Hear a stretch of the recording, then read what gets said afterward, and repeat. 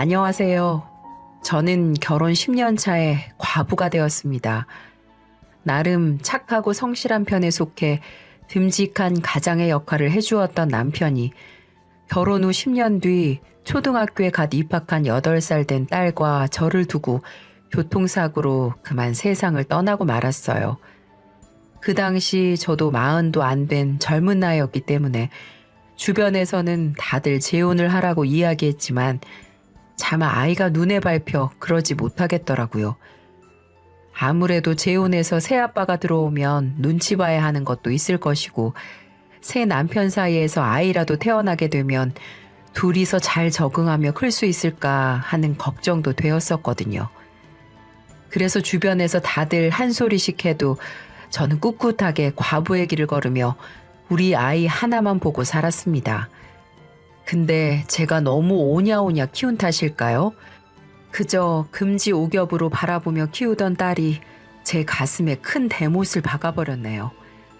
저는 저와 딸아이를 두고 먼저 가버린 남편처럼 우리 딸도 갑작스럽게 잘못되면 어떡하나라는 생각으로 늘 전전긍긍하며 아이를 너무 귀하게만 여기며 키웠어요.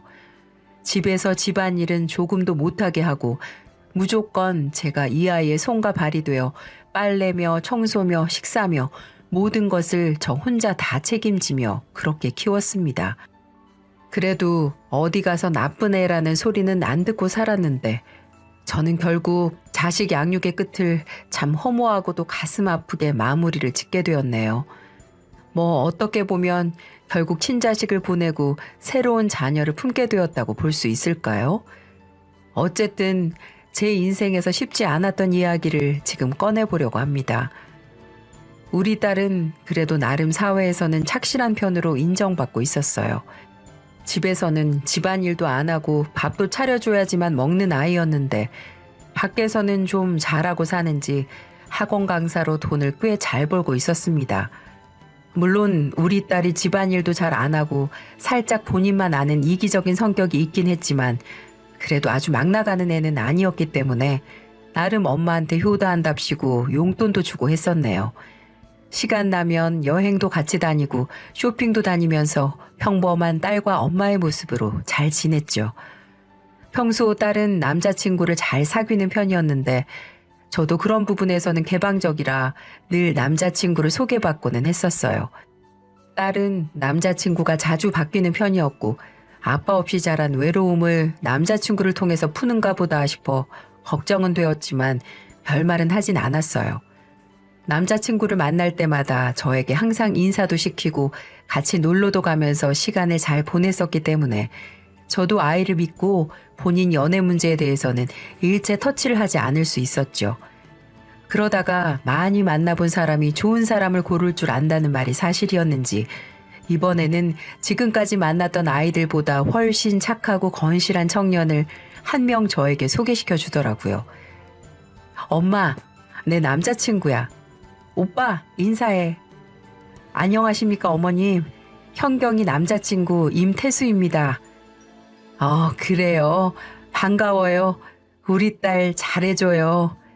그렇게 인사를 하고 난 뒤 워낙 착하고 성격 좋은 청년인지라 금방 친해졌고 둘이 데이트를 할 때도 태수는 꼭 저를 불러서 바람도 쐬어주고 영화도 보여주면서 놀아주곤 했습니다. 예, 이제 너희 둘이 좀 놀아. 늙은 사람 불러다가 맨날 무슨 민폐야. 아니야 엄마. 오빠가 엄마랑 노는 거 너무 좋대. 내가 가끔 질투한다니까. 아이고 참. 태수 너 이제 나 그만 불러. 한참 둘이 연애하기 좋을 텐데 뭐하러 맨날 나를 부르긴. 아니에요 어머님. 저 어릴 때 엄마가 일찍 돌아가셔서 늘 엄마 품이 그리운 사람이었어요. 그래서 저는 어머님이랑 함께하는 시간이 현경이하고 같이 있을 때만큼이나 좋아요. 그러니까 거절하지 마시고 저희하고 앞으로도 같이 놀아주세요. 어찌나 마음 쓰는 게 깊은지 저는 이번에는 현경이가 꼭 태수와 결혼을 했으면 좋겠다고 생각을 했어요. 지금까지 만난 남자친구들도 괜찮은 아이들이었지만 태수만큼은 더 특별하고 좋은 아이라 놓치지 않았으면 했거든요. 그런 생각을 한참 하고 있던 와중에 우리 딸이 아주 반가운 소리를 하더군요. 엄마, 나 이번에 태수 오빠랑은 결혼하고 싶어. 그동안 만났던 사람들은 그냥 재미있어서 만난 거였는데 태수 오빠는 정말 결혼하고 싶은 사람이야. 오빠랑 결혼하면 평생 행복하게 잘 살 수 있을 것 같아. 딸이 저한테 이 말을 전했을 때 제가 속으로 얼마나 기뻤는지 모릅니다. 그래서 저는 고민도 하지 않고 바로 수락을 했죠. 다행히도 태수네 집에서도 우리 딸을 좋게 봐주셨는지 흔쾌히 결혼 허락을 해주었다고 하더라고요. 그렇게 둘은 결혼을 하게 되었고 결혼하고 나서도 각자의 일은 계속해서 하고 있었죠. 둘은 신혼집을 차릴 때 제 딸이 친정집과 가까운 거리에 있어야 좋을 거라며 저희 집과 가까운 곳에 집을 구해서 살았습니다. 그것부터가 참 고마운 부분이었어요. 본인 아버지도 혼자 사는데도 불구하고 제 딸과 저를 배려해 준답시고 이렇게 가까운 거리에서 살게 해주었으니까요. 그러면서 저녁 먹으러 저희 집으로 자주 찾아오거나 저를 초대해 함께하는 시간을 가지곤 했었습니다. 평일에는 같이 장도 보러 가주고 주말에는 바람 쐬준다며 데리고 나가는 등 저를 굉장히 잘 챙겨주었어요.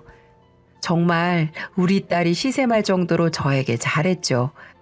그래서 밖에 나가 다른 사람이 보면 딸이 제 자식이 아니고 제 사위를 친아들로 착각할 만큼 저에게 살갑게 잘했습니다.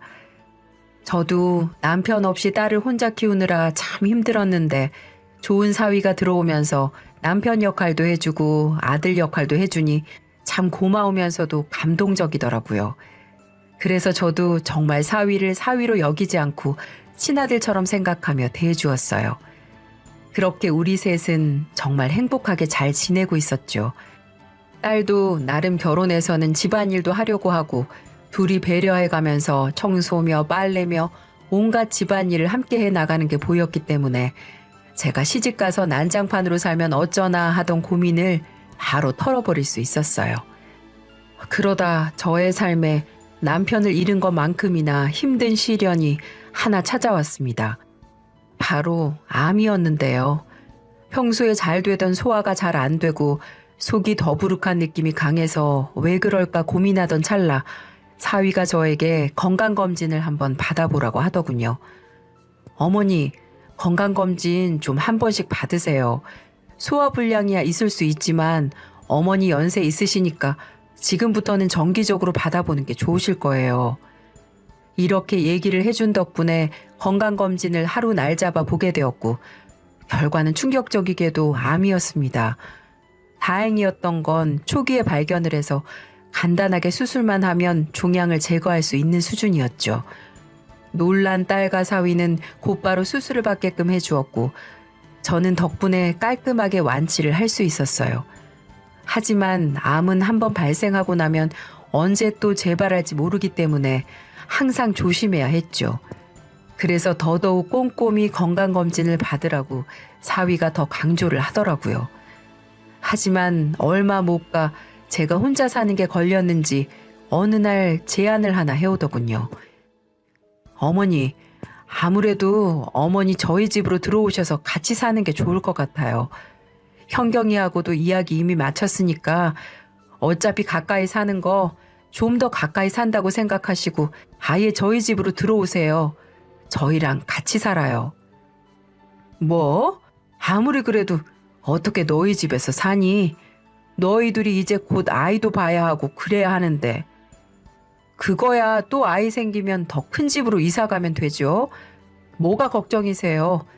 그런 염려는 넣어두시고 그냥 저희와 함께 사세요. 저는 계속해서 저를 설득해오는 사위의 말을 듣게 되었고 그 이후로는 제가 살던 집을 처리한 후 사위와 딸이 사는 집으로 들어가 살았습니다. 근데 원래부터 제가 수시로 애들이 살고 있는 집으로 가서 청소도 해주고 밥도 해놓고 나오는 경우가 많았기에 그냥 같이 산다는 것 외에는 달라진 게 거의 없었어요. 하지만 딱 한 가지 근심되는 부분이 있다면 계획을 했는데도 불구하고 둘 사이에서 아이가 생기지 않는다는 거였어요. 둘은 그토록 원하고 바라고 있는데 귀한 생명은 쉽게 찾아오지 않더라고요. 그런데 저는 오히려 마음에 부담을 가지고 있으면 더 생기지 않을 것 같아 저도 속으로는 많이 바라고 있었지만 티를 내지는 않았습니다. 그러다가 오랜 기다림 끝에 둘은 결혼 후 2년 만에 아이를 가지게 되었어요. 처음 아이를 가진 걸 저한테 알려올 때 얼마나 기뻤는지 몰라요. 엄마, 나 임신했어. 엄마 이제 손주 볼 수 있겠네. 그게 정말이니? 네가 아이를 가졌단 말이야? 드디어? 아이고, 아이고 참 수고했다. 그동안 얼마나 기다렸는데 이제야 이렇게 찾아와 주었네. 우리 귀한 아가가. 어머니, 저 이제부터 현경이한테 진짜 더 잘할 거예요. 어머니도 마음껏 축하해 주시고 우리 아이 태어나면 잘 부탁드려요. 그걸 말이라고 하니? 내 손주인데 당연히 내가 돌봐야지. 누가 돌봐? 아유, 참 기쁘다 얘들아. 주책맞게 왜 이렇게 눈물이 나는 거라니? 저도 모르게 그 자리에서 눈물을 흘렸고 그걸 본 우리 딸도 사위도 다 함께 눈물을 훔쳤습니다. 그 뒤로부터는 정말로 사위는 안 그래도 저희 딸에게 잘했는데 이전보다도 훨씬 더 잘해주더군요. 정말 간이고 쓸개고 본인에게 있는 모든 것들을 다 털어서 우리 딸에게 줄 것처럼 굴었습니다. 둘 다 사회에서 일을 하다가 좀 늦게 결혼을 한 편이었고 30대 중반의 나이에 아이를 가지게 된 거라 딸은 정말 조심해야 했어요. 또 약간 몸이 약한 것도 있어서 각별히 주의해 아이가 잘못되지 않도록 노력을 했고요. 사위는 딸이 몸조리를 잘할 수 있도록 집안일 하나 못하게 하면서 온갖 잡일을 본인이 다 하고 먹고 싶다고 하는 게 있으면 새벽이라도 달려나가 구해다 주곤 했었죠. 그 모습을 보면서 참 우리 딸이 무슨 복이 있어서 저런 남편을 얻었을까 싶을 정도였답니다. 오히려 우리 딸이 사위에 비해 한참은 부족하다고 이 엄마가 느꼈을 정도라니까요. 하지만 이런 사위의 사랑을 완전히 뭉개뜨리는 사건이 발생하게 되었습니다. 어느 날 갑자기 사위가 술에 잔뜩 취한 채로 인사불성이 되어 들어온 날이었어요. 한 번도 그런 적이 없었기 때문에 저와 제 딸은 굉장히 놀란 상태로 사위를 맞이했죠. 어머, 얘, 태수야, 이게 무슨 일이라니? 무슨 일이길래 술을 이렇게 잔뜩 마셨어? 이거 놓으세요. 안 놔. 다 보기 싫어. 다 꼴 보기 싫다고. 제 장모도 못 알아보고 완전히 술에 절어버린 사위는 집에 들어오자마자 거실 바닥에 널브러져 버렸고 임신한 딸과 힘없는 제가 키 180이 넘는 장정을 안방까지 옮기는 게 쉽지 않더군요. 그래서 어쩔 수 없이 거기에서 이불만 덮어주고 재울 수밖에 없었어요. 저는 새벽에 혹시라도 사위가 깨서 안방으로 들어갔을까 싶어서 나가보니 놀랍게도 사위가 이미 일어나서 혼자 부엌 식탁에 앉아 울고 있더라고요. 저는 너무 놀란 나머지 얼른 가서 무슨 일인지 물어봤어요. 아니 얘, 우리 사위 왜 울고 있어? 자네 오늘 밖에서 무슨 일이 있었던 거야? 어머니, 죄송합니다. 정말 죄송합니다. 갑자기 그게 무슨 소린가? 죄송하다니. 정말 무슨 일이 있었어? 그냥 제가 다 좀 부족한 것 같아서요. 어머니, 제가 부족한 남편이라서 사위라서 죄송해요. 한참을 그렇게 넋두리를 하는 사위의 이야기를 저는 그저 들어주기만 했습니다. 가장으로 밖에서 일을 하다 보면 힘든 순간들이 왜 없겠어요. 저는 그저 사회생활을 하다가 힘든 일이 있었나 보다라고 생각을 했고 제가 해줄 수 있는 위로가 없어 가만히 등을 쓸어주며 들어주는 것밖에는 할 수 있는 게 없었어요. 그 후로는 또 평소의 사위의 모습으로 돌아왔기 때문에 저도 대수롭지 않게 생각하며 지내고 있었습니다. 하지만 그날 사위가 왜 그렇게 힘들어했는지는 딸이 출산을 한 다음 날 너무나도 정확하게 알 수 있었어요.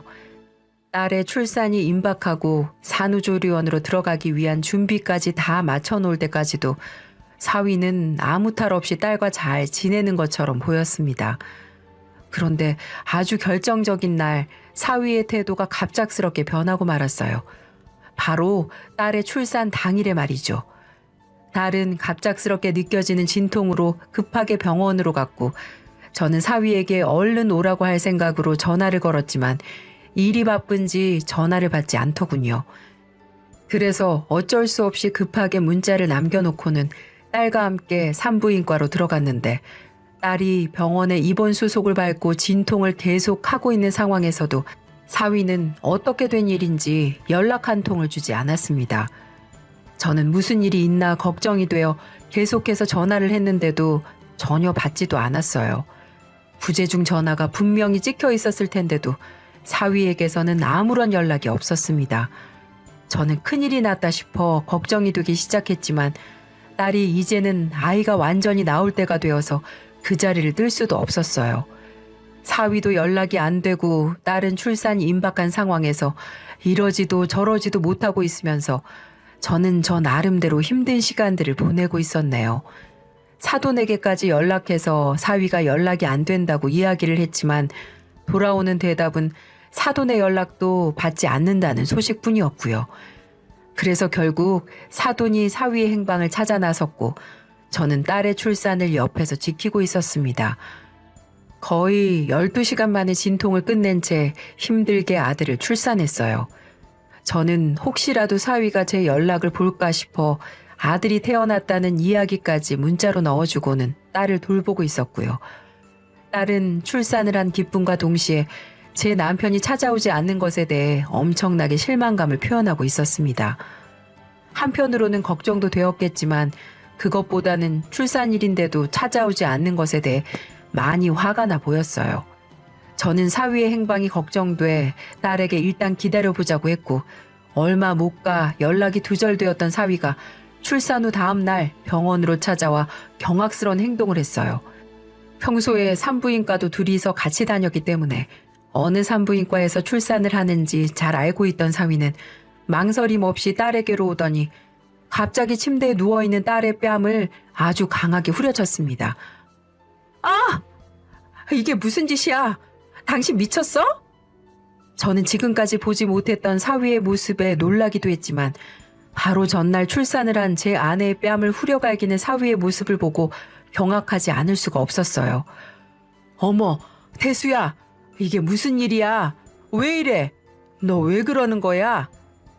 저도 너무 놀란 나머지 사위에게 화를 냈고 사위는 잔뜩 화가 난 목소리로 병원으로 들어오면서부터 손에 쥐고 있던 노란색 서류 봉투를 딸에게로 던져버렸습니다.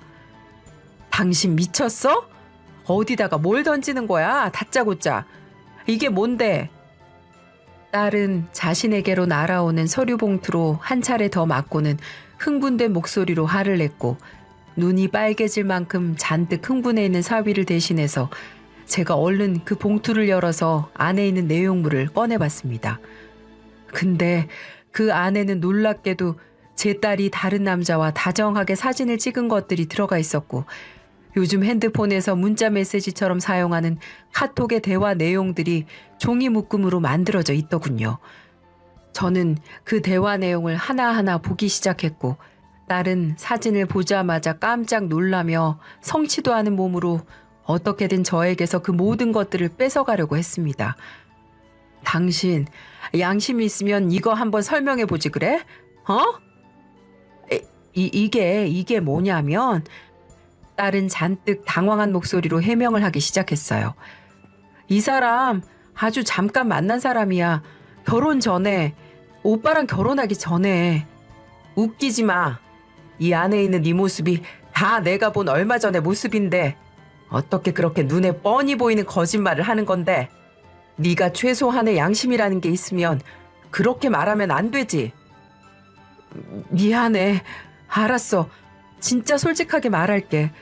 학원에서 하도 나한테 만나달라고 하고 밥 몇 번 먹어달라고 해서 그래서 몇 번 만나준 게 다야. 그러고 끝이라고. 진짜 너는 쓰레기다. 너 진짜 쓰레기였어. 어이없다는 듯 딸을 쳐다보던 사위는 이번에는 본인의 핸드폰으로 무언가를 틀어 우리에게 들려주기 시작했습니다. 그 내용은 경악스럽게도 사진 속의 남자로 추정되는 한 남자와 저의 딸이 둘이서 대화한 걸로 느껴지는 내용이었어요. 제가 정확하게 대화의 내용을 나열할 수는 없지만 전체적인 내용은 이러했습니다. 제 딸이 학원에서 만난 다른 남자와 바람을 피고 있었고 그 남자와 살기 위해 이혼까지 계획을 하고 있더라고요. 내가 이렇게까지 증거가 있는데도 너 그런 식으로 거짓말 할래? 게다가 지금 이 애, 네 아들, 내 아들도 아니잖아. 저 새끼 아들이잖아. 저는 사위의 입에서 나오는 말에 너무나도 큰 충격을 받았습니다. 순간 뒷골이 당겨져 오는 느낌에 저는 털썩 주저앉을 수밖에 없었고 사위는 아랑곳하지 않고 제 할 말을 쏟아내기 시작하더군요. 어제 저 자식이 날 찾아왔어. 저 새끼가 나한테 와서 뭘 하는 줄 알아? 내가 알고 있는 내 아들이 아니래. 지 핏줄이라고 그랬다고. 그러면서 너희 둘이 결혼하기로 했었다며? 나하고 이혼하겠다고 그 새끼한테 말했다며? 아니야 오빠.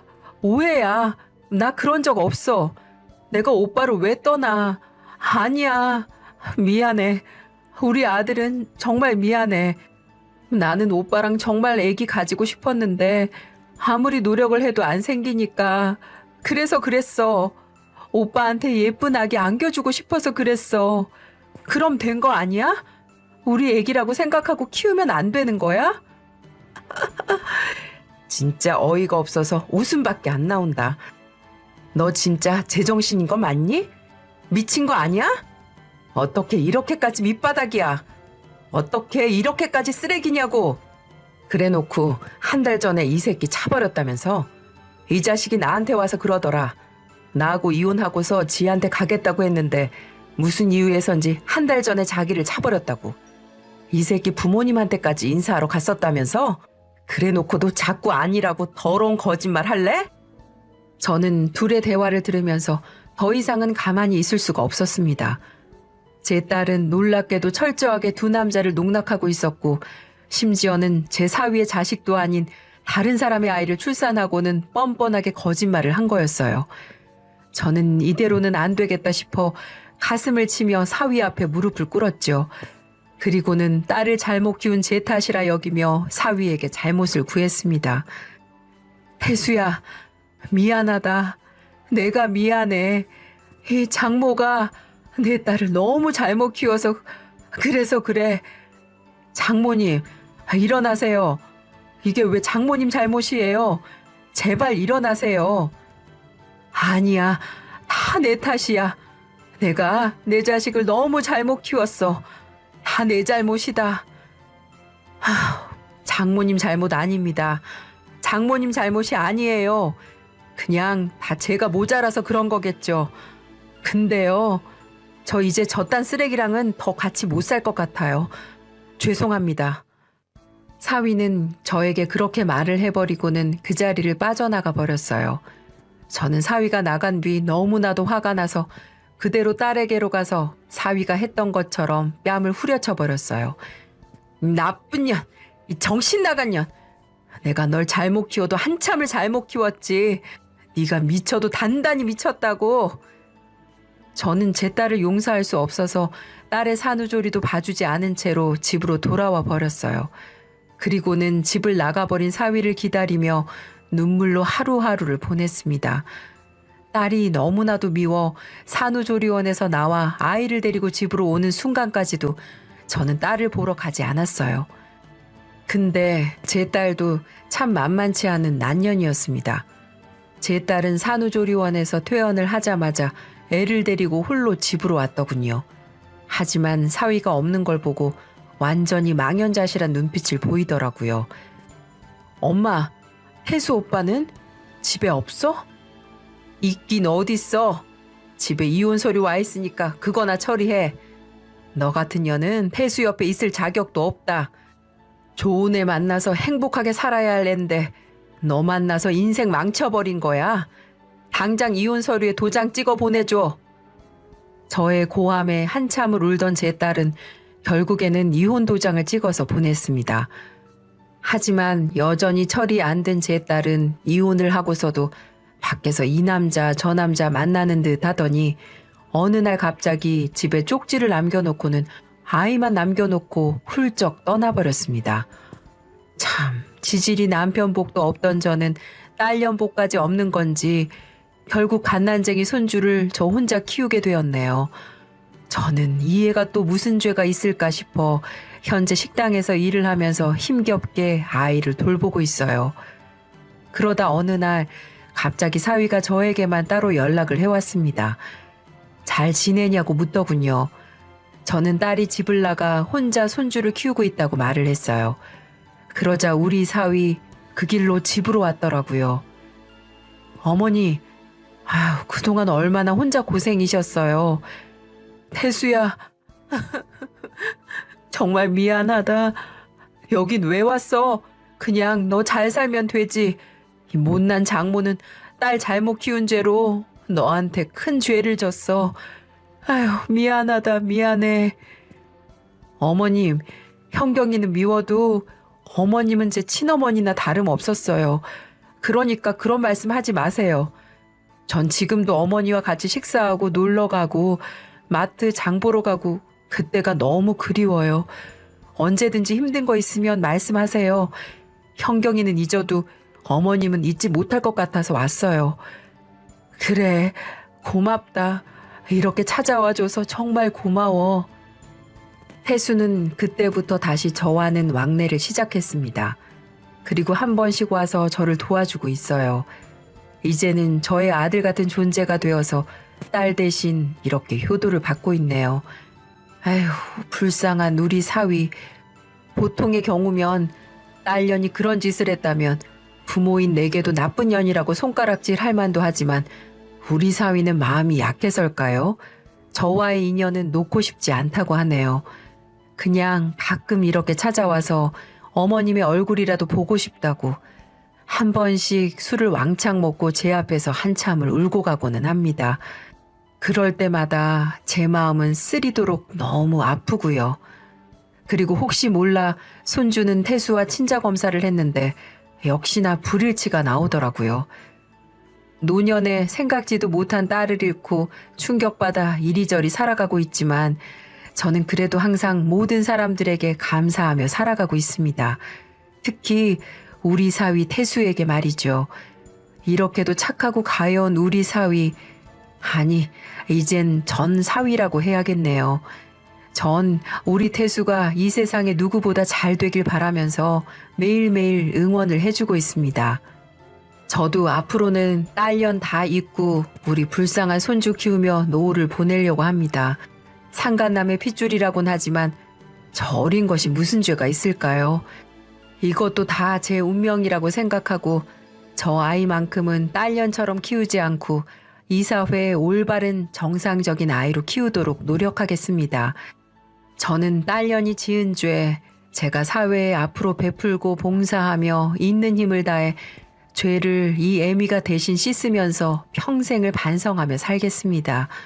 이 모든 원인은 못난 애미가 자식을 잘못 키운 이유이기도 하니까요. 여러분은 제발 자식 교육 잘 시키셔서 노년에 효도받고 행복하게 사셨으면 좋겠네요. 모두들 아픈 기억 다 잊고 행복하시길 바라겠습니다. 감사합니다.